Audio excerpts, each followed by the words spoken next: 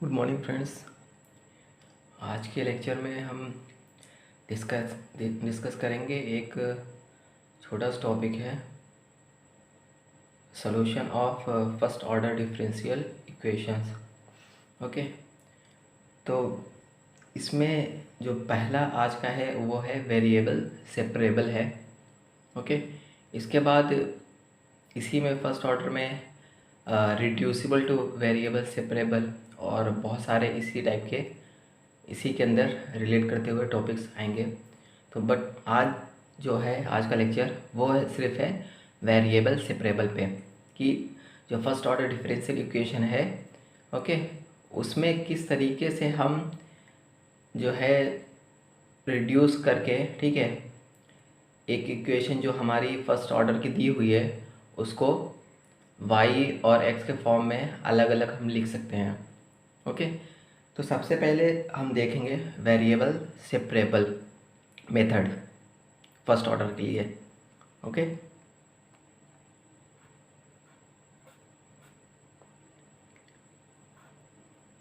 सबसे पहले देखेंगे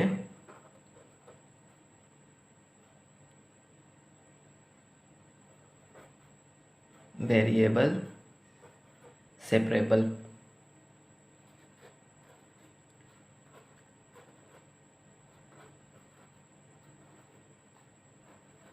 variable separable, okay.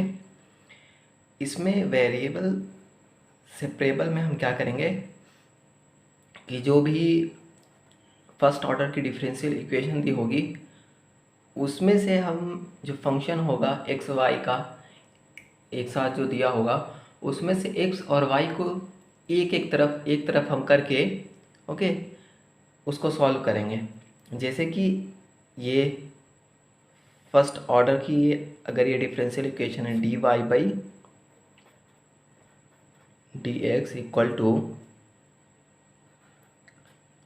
Function of x function of y, okay, कि ये फर्स्ट ऑर्डर की डिफरेंशियल इक्वेशन है। मैंने बताया था कि ऑर्डर पहचानने के लिए, ठीक है, जो डेरिवेटिव होता है, ठीक है, तो ये dy बाई dx है। इसका मतलब क्या हुआ कि ये हमारी फर्स्ट ऑर्डर की है डिफरेंशियल इक्वेशन। अगर ये d2y by D x square होता तो ये क्या होता, सेकेंड ऑर्डर की डिफरेंशियल इक्वेशन होती। इसी तरीके से जैसे जैसे होता जाएगा उसके अकॉर्डिंग हमने बताया था ऑर्डर कैसे पहचानना है, तो उस तरीके से हम पहचान लेंगे ये कौन से ऑर्डर की डिफरेंशियल इक्वेशन है। ओके, तो dy by D x equal to हमने जो फंक्शन एक्स वाई है, ठीक है, उसको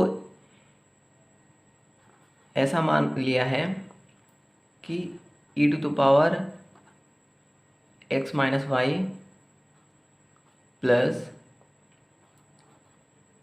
x square e to the power minus y. ये हम एक एग्ज़ाम्पल बता रहे हैं, एक एग्ज़ाम्पल के थ्रू हम ये समझा रहे हैं कि जो फंक्शन एक्स वाई का है, तो अगर इस तरीके से फर्स्ट ऑर्डर की डिफरेंशियल इक्वेशन ये ऐसे दी होगी, ठीक है, ये फर्स्ट ऑर्डर की डिफरेंशियल इक्वेशन है जिसमें एक्स और वाई मिक्स दिया हुआ है। अब यहाँ से क्या करना है हमें, वेरिएबल सेपरेबल, ठीक है, इसका मतलब ही हुआ कि वेरिएबल को सेपरेट करके हम एक साइड करेंगे, ओके, और अदर को कांस्टेंट के साथ में एक साइड करेंगे। क्लियर है? अब हम इसमें क्या करेंगे, dy by D x equal to E to the power x minus Y है, तो E to the power x minus Y को हम क्या लिख सकते हैं, E to the power X upon E to the power Y plus x square E to the power minus Y को हम क्या लिख सकते हैं, E to the power Y. देख सकते हैं, ये तो पता ही होगा, ई to the power minus Y है तो नीचे आके E to the power plus Y बनेगा। E to the power x minus Y है तो इसको हम लिख सकते हैं E to the power X into E to the power minus Y. Okay, तो E to the power minus Y जो है वो नीचे आके E to the power plus Y बन जाएगा। क्लियर है। अब इसको क्या करेंगे हम, dy by D x equal to, ये कॉमन अगर e to the power y को हम दोनों में कॉमन ले लें, एलसीएम ले लें, ठीक है, तो e to the power y यहाँ से एलसीएम लेंगे, ऊपर क्या बचेगा, e to the power x plus x square, ये हमारा ऊपर साइड में बचेगा। ये क्लियर है। अब हम क्या करेंगे इसके बाद, वेरिएबल सेपरेबल का ये मतलब कि y को y के साथ में लेके आएंगे, ओके, डेरिवेटिव, और x को x के डेरिवेटिव के साथ लेके आएंगे। वेरिएबल सेपरेबल का मतलब यही है कि वेरिएबल को एक तरफ ले जाओ और बाकी जो है उनको एक साइड में कांस्टेंट के साथ लेकर आओ, ठीक है। तो हम x को ये जो हमारा dy बाई डी एक्स है, dx इस तरफ मल्टीप्लाई करेंगे और e to the power y को इस तरफ मल्टीप्लाई करेंगे। मतलब कुछ इस तरीके से हम लिखेंगे, e to the power y dy equal to e to the power x plus x square dx। हमने कुछ नहीं किया है, बस डायरेक्ट यहाँ पे क्रॉस मल्टीप्लिकेशन किया है। क्लियर है ऐसे। अब क्या करेंगे, हमें dy को हटाना है, ओके, dy से हमें y लेके आना है, इक्वेशन फाइनली रिड्यूस करके हमें y और x के टर्म में लेके आना है। तो ये डिफ्रेंसिएशन है। जस्ट इसका अपोजिट अगर हम इंटीग्रेशन करते हैं तो dy का इंटीग्रेशन y हो जाता है, dx का x हो जाता है इंटीग्रेशन। ये क्लियर है। तो अब हम क्या करेंगे, दोनों साइड में इंटीग्रेशन करेंगे, ओके, दोनों साइड में हम इंटीग्रेशन करेंगे। तो e to the power y dy equal to integration of e to the power x plus x square dx। Clear है इतना। अब e to the power y dy इसका integration, e to the power y का integration का, e to the power x का integration क्या होता है, e to the power x होता है, और फिर उसके पावर जो x है उसका इंटीग्रेशन। तो जैसे e to the power y है तो e to the power y का integration e to the power y हुआ, और फिर उसके ऊपर वाला जो है वेरिएबल उसका भी इंटीग्रेशन होगा। तो y का क्या होगा, ठीक है, तो e to the power y का e to the power y ही रहेगा। डिफ्रेंसिएशन और integration e to the power x या इस टाइप का कोई भी होगा तो उसका सेम ही आता है, ओके।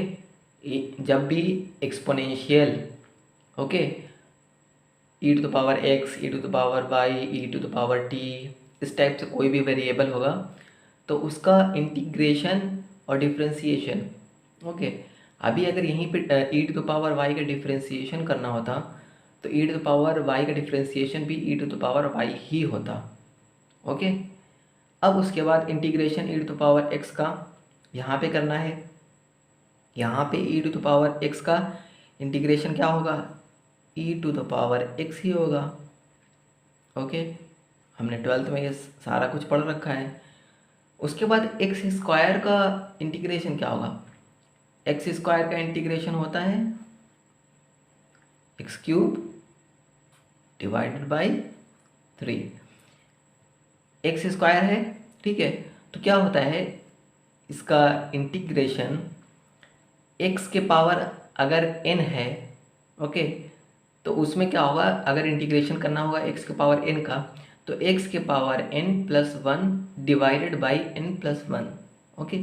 तो यहाँ पे n की जगह 2 है तो एक्स स्क्वायर क्या हुआ, एक्स के power 2 plus 1 divided by 2 plus 1, तो एक्स क्यूब बाई 3 हुआ, okay, plus some constant, okay. यहाँ पे इंटीग्रेशन करते वक्त ये कांस्टेंट आता है। क्लियर है। तो ये जो है हमारी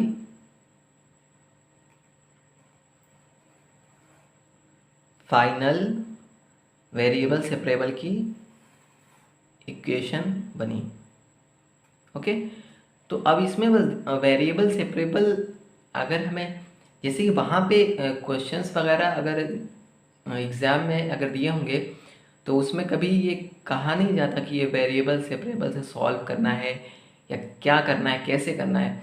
वहाँ पे सिर्फ इस टाइप की कोई इक्वेशंस दी होती है, कभी कभी बहुत डिफरेंट दी होती है, ठीक है कुछ, तो उसमें ये हमें खुद अप्रोच करना पड़ता है कि ये हमारा वेरिएबल सेपरेबल से हम सॉल्व करेंगे, हाँ, या फिर reducible two variable separable solve करेंगे देन आएगा, या फिर कुछ और अप्रोच हमें लगाना पड़ेगा।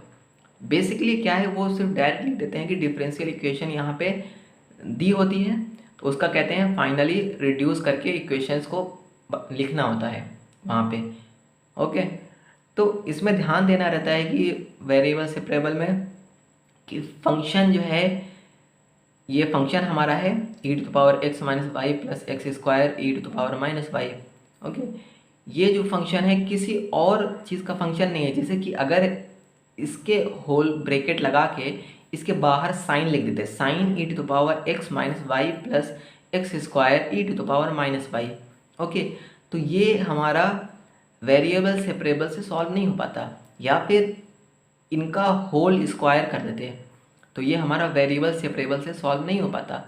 ये सिर्फ सॉल्व तब होगा जब फंक्शन हमारे नॉर्मल इस तरीके से दिए होंगे कि उसका स्क्वायर ना हो, उसका जो है हमारा ट्रिग्नोमेट्रिक कुछ फंक्शन ना हो, ठीक है। तो इस तरीके से अगर होगा तभी हम इसको सॉल्व कर सकते हैं। तो हम देख लेंगे सबसे पहले कि फर्स्ट ऑर्डर की डिफरेंशियल इक्वेशन है, ठीक है। तो उसके बाद फिर क्या करेंगे, उसको एक्स वाई को सेपरेट पहले करेंगे, जैसे हमने अभी यहाँ पे एक्स वाई को सेपरेट किया था। उसके बाद जैसे भी होगा सेपरेट करके यहाँ पे था एलसीएम लिया हमने, एलसीएम लेके वाई को वाई के साथ, एक्स को एक्स के साथ किया हमने सेपरेट। उसके बाद हमने देखा यहाँ डी वाई है, तो हमें क्या है वाई फॉर्म में सिर्फ नॉर्मल रिड्यूस करके एकदम इक्वेशन लिखनी है। तो डी वाई था तो हमें वाई को फॉर्म में लाना था, तो इसलिए हमने क्या किया, दोनों साइड इंटीग्रेशन कर दिया ताकि डी वाई डी एक्स हट सके यहाँ से, और फिर फाइनल हमारी नॉर्मल इक्वेशन बन सके। क्लियर है कि फर्स्ट ऑर्डर कैसे पहचानेंगे, कैसे इसको वेरिएबल सेपरेबल से सॉल्व करेंगे।